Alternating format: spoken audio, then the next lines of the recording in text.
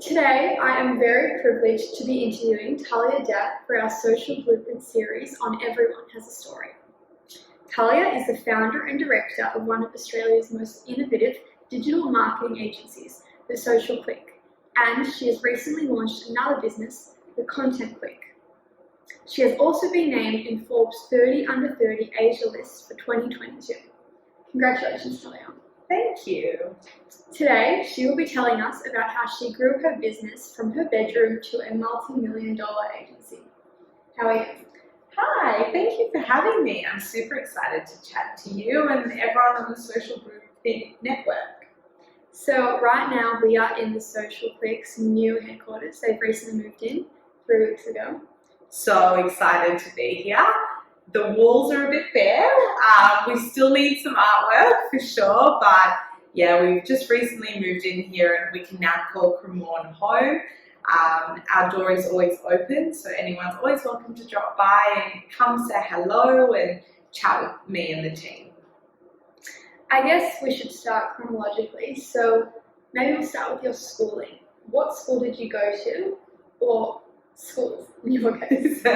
So I started at Lady Upton College. I was there until year 9 and then I moved to Mount Scopus. I feel very privileged and lucky to have been given a strong Jewish and private education. I know it wasn't always easy for my parents and I feel really blessed to have had that opportunity. I loved when I think about school, I just think of happiness, and my friends today are still my amazing friends from school. So overall, I can honestly say I had an amazing experience during school. That's great to hear.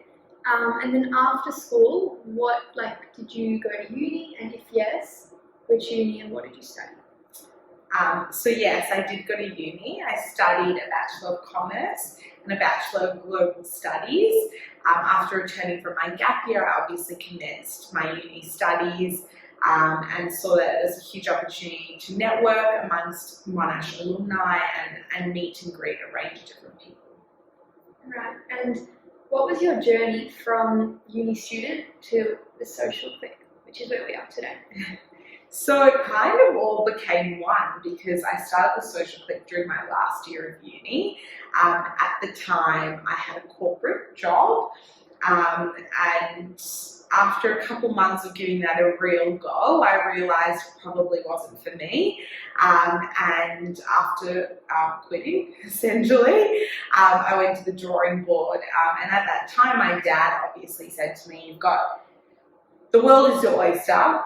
The choice is yours. If you want to start something and do something new, then go for it. And at that exact moment, Instagram was just exploding. It was in 2018 and Tap to Shop was coming about and all these amazing features that you could actually monetize social media platforms. So for me, in that last year of uni, I started to offer my services for free.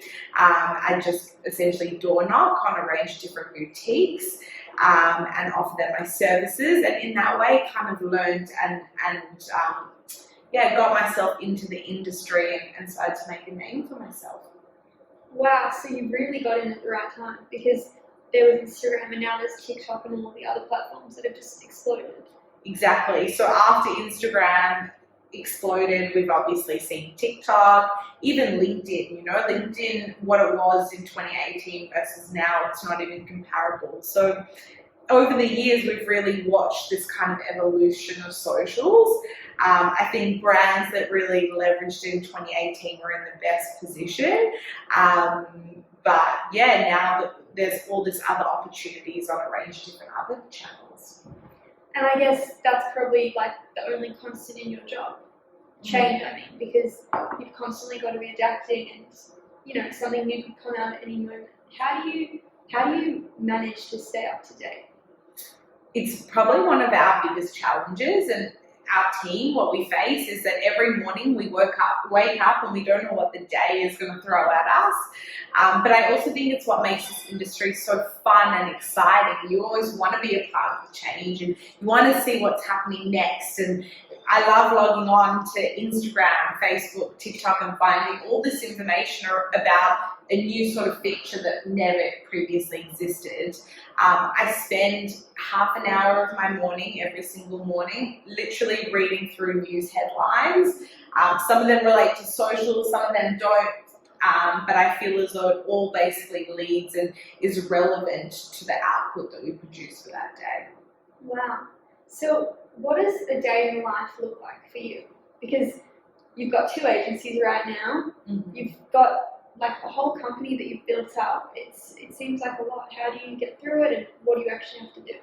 So for me, my day starts really early. I've always been that kind of early morning person, because once my team start at 9 a.m, from then I basically am working with them and I'm helping them solve their problems or whatever might be happening with their clients in particular. So from 9 to 5, it's about me being a mentor and working with our team. But prior to 9 a.m, I love to go to the gym. I love to do my news research. I often listen to podcasts on my way to the office. 10 minutes is my drive, but it's enough to get 2 quick short snippet podcasts in and take in some news and information.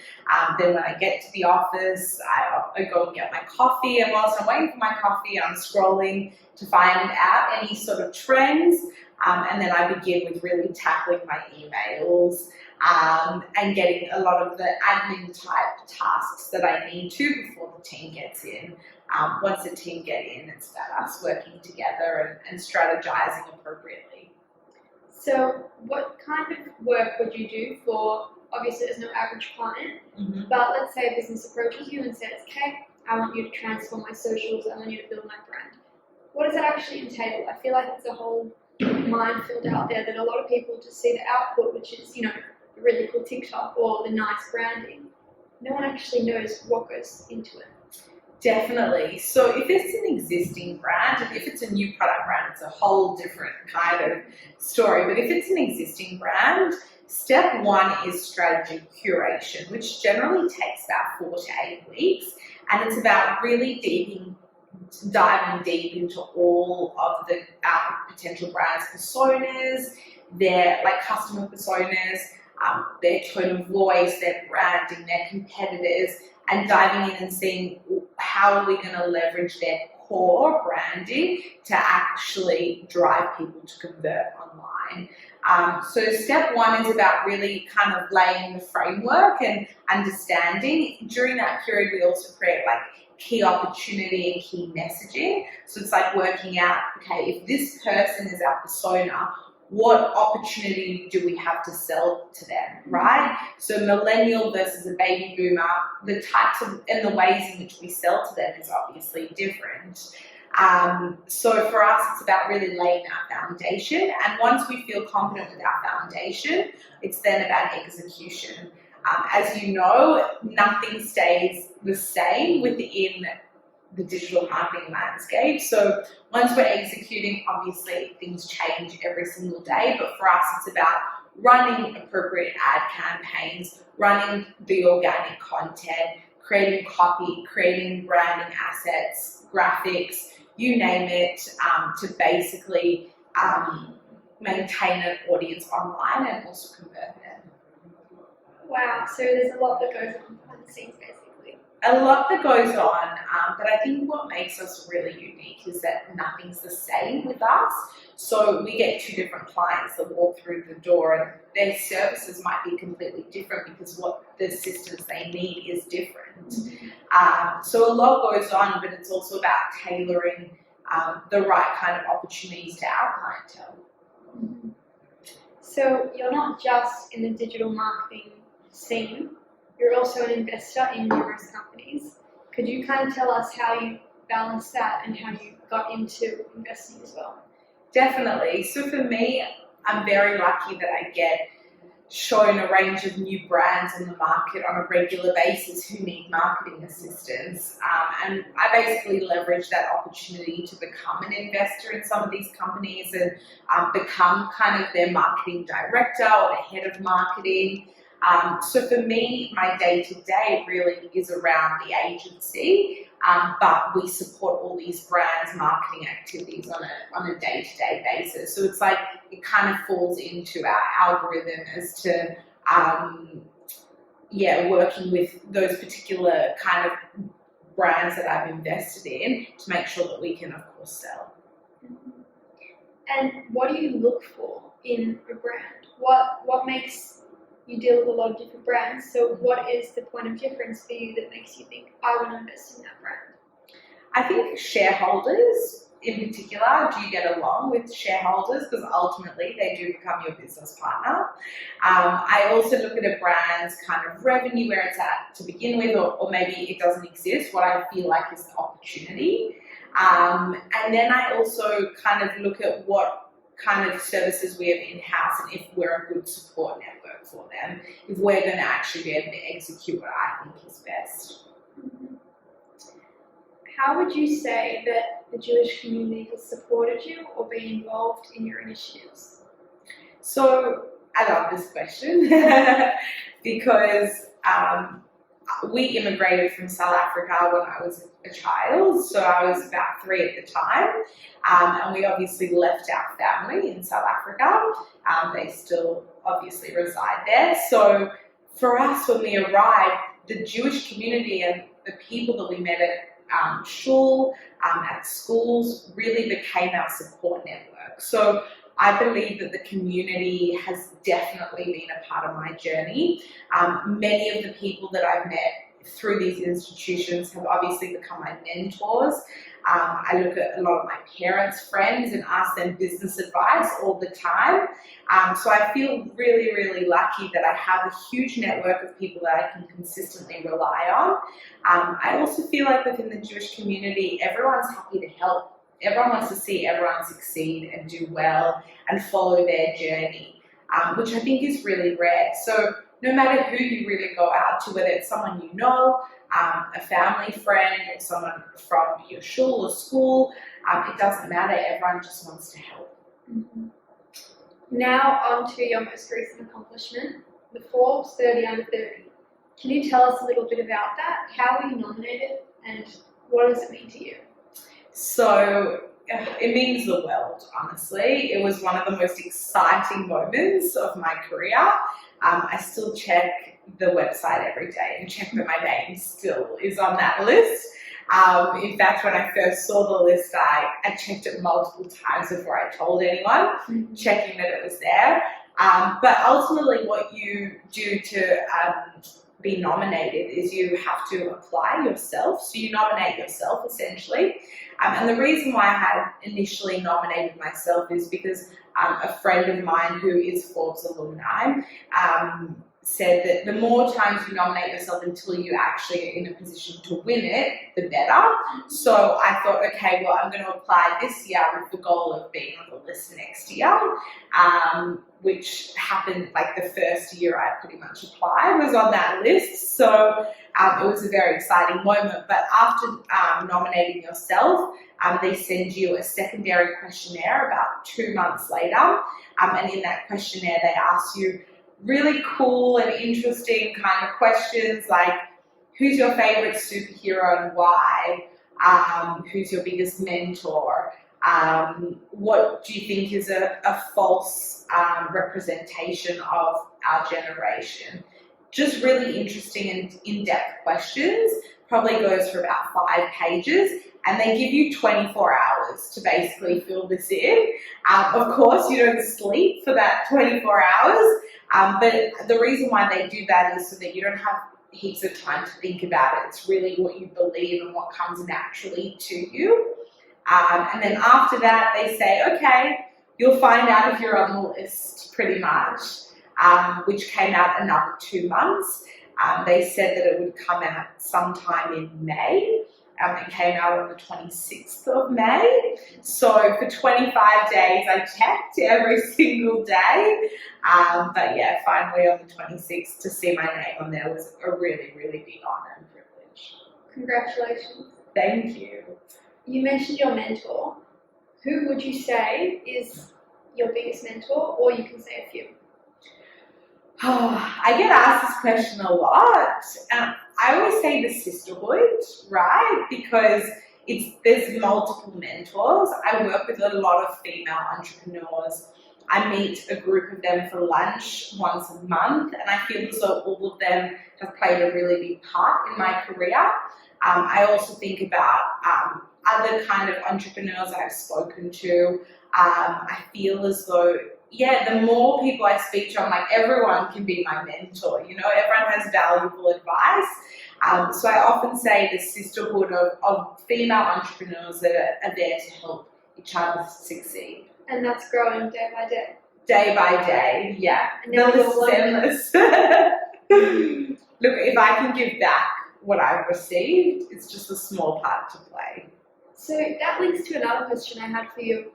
What would you say drives you? What motivates you to get up and just keep pushing at work? Well, firstly, I love what I do. I walk through the office doors every day, and I love that feeling. I absolutely love. So I think just knowing that feeling's to come is one thing that really drives me. But ultimately, my team, right? We have a team of 18 unbelievable team members who are so smart, so driven, so motivated, and it pushes me to just do better myself every single day. It's like, how can I work with them, you know, to consistently succeed? So I think they're a huge driving factor, and the company wouldn't be what it is today without them. Mm-hmm. Wow, and you built that up. It's 18 people, and it just used to be you and your uni year. Literally me in my bedroom, maybe at my dining room table, offering services for free, and now, yeah, look around and it's a beautiful space and a beautiful team. So you mentioned that you have like a whole sisterhood of mentors. Would you say that you find it difficult some days, even so, like some days are just like, oh, this is so tiring, I don't know what to do? Definitely. I've worked out that I reckon I make about 1,000 decision calls a day, and probably at least 5 of those a day, I really stump myself almost. I'm like, don't know the answer, or I find it really difficult to come to terms with. So definitely there's those moments in which you feel somewhat defeated. But ultimately, I mean, I work with an amazing emotional intelligence coach who helps me deeply think about my decision making, about my mental state, where my mind's at on a regular basis. I think that really helps me kind of clear the mess and get everything organized again. Right, because you've just got to be making calls every minute, and it's mostly on you. Yeah, you've got your team to help you, but a lot of responsibility rests on your shoulders. Definitely. And I think that's one of the hardest parts about running your own company, but also one of the most rewarding, because when it goes in the right direction, you really feel satisfied that you made that call. What would you say is the best part about your work, other than your team? Well, thirdly then, my clients, of course, like seeing their satisfied faces on a regular basis, making sure that they're really happy with the services that we deliver, working really closely to grow their brands. On one hand, there is like a lot of professionalism. On the other hand, I love just going for a drink with them on a Thursday and we chat all things business, not just that client relationship. So for me, working with amazing brands and having these amazing clients is probably one of my favorite parts. What is your message to our viewers who might be sitting at home and they might say, wow, the social CliQ is awesome. She started this from the bedroom. This is inspiring. You have nothing to lose. Just go out and get what you want. If you have your mind set on an entrepreneurial venture, or if you have your mind set on a certain uni degree or a certain trip that you want to take, in my eyes, I feel as though the opportunity is there, and sometimes whilst it is more difficult to get that opportunity, go out and get it. because it'll feel really good when you do. Thank you so much, Talia. This has been so enjoyable for me just to listen to you and just to learn about your business. To all of our viewers, make sure you check out the Social CliQ on Instagram, TikTok, also the Content CliQ. There's a lot of really, really awesome things over there. And yeah. Tani, thank you so much. It was so brilliant to be done, and yeah, I'm so thankful.